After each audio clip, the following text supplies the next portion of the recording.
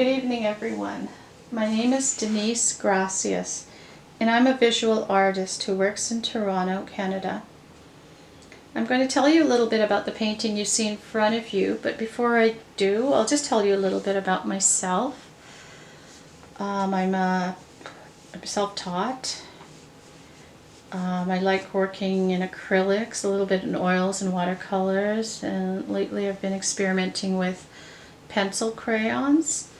And as you can see, my passion is to paint scenes from the Bible, but I also do paintings of spiritual landscapes, portraits, still life.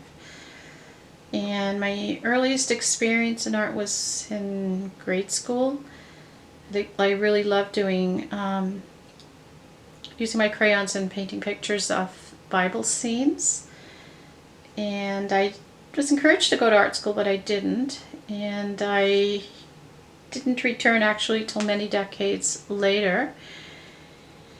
And that was late in life for me. I feel like I brought to my paintings a bit more maturity, life experience, and also was later in life, around this time when I started doing these paintings, that my faith had become very important to me and center of my life. So I have no regrets at all about getting into painting late in life. So I do believe it's the Lord's doing.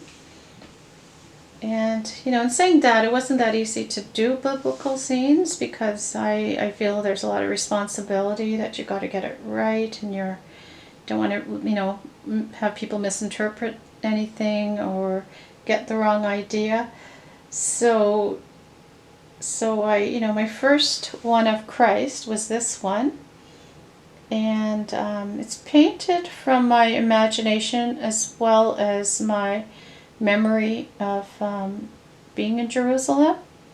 I've actually been there several times, and I guess some people like to go skiing for holidays, some like to go to Florida. I loved going to the Holy Land. And I just feel very inspired going there. It's a place where Jesus walked, where he looked up at those skies. There's so many places there that are that are still there that he was in. So I just find the whole Bible comes to life for me when I'm there. And so the background I painted from my memory of the city, and how I imagined the city might have been at that time.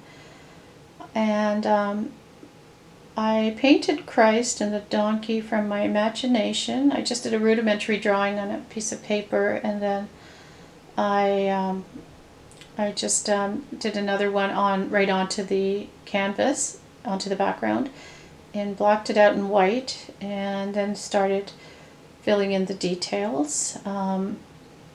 I chose red for the mattress or coat, the mattress that the Lord is sitting on, because the red to me was just commemorating the blood and the suffering.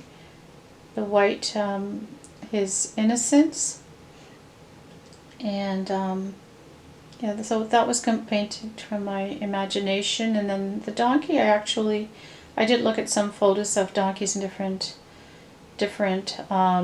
positions, and was able to sort of try and capture somewhat what a donkey might look like. And I'm going to now, I guess what's most important for this painting is that is Jesus himself. And I'm taking you right now to give you a close-up of his face. And I see a man who's feeling some trepidation, and he's about to go through a terrible ordeal. He's going to be betrayed, he's going to be deserted by friends, he's going to be mocked, he's going to be kicked, beaten, spat on, he's going to be scourged, he's going to have a crown of thorns placed on his head, he's going to have to carry a cross on his back, he's going to see his mother, who's watching him suffer, and then he's going to be crucified. And yet I also see that he's got a feeling of anticipation and a hint of joy. And I'm just going to show you the sky. It's got pinks, it's got purple, it's got yellow, it's got blues. It's a happy sky, I would say. And it's actually an Easter sky. And it's because Jesus knows, this is what he was born to do. He's going to go through a terrible agony, but he's going to redeem the world. He is going to rise from the dead. And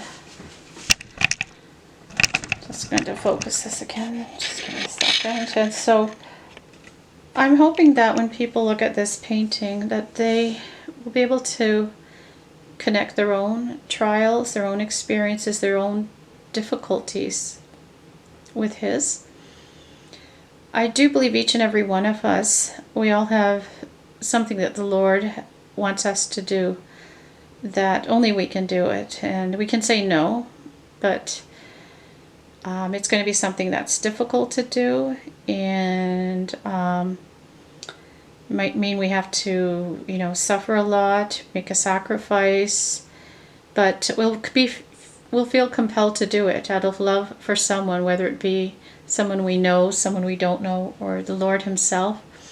And we'll see that, our joy will be in knowing that what we're doing is going to bring good to others, and it's a sacrificial love.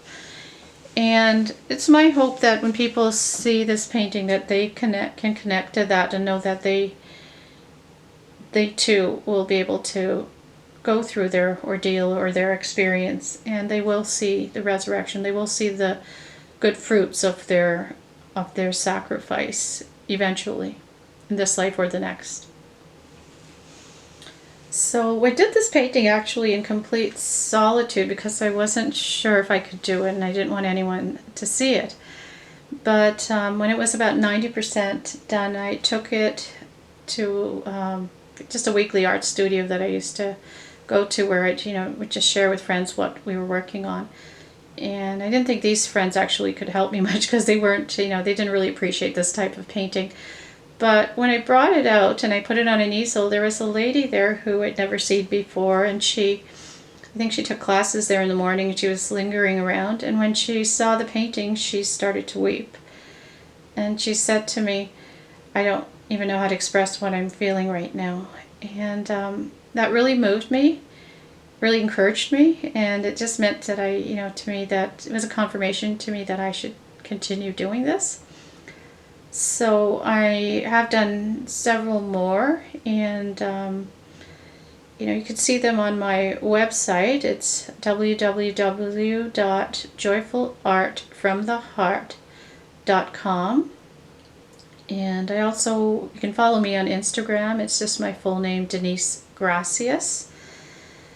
And I also do some spiritual landscapes, and they're all about creation, God's creation, and finding solitude and finding a place, a sacred space to talk to the Lord.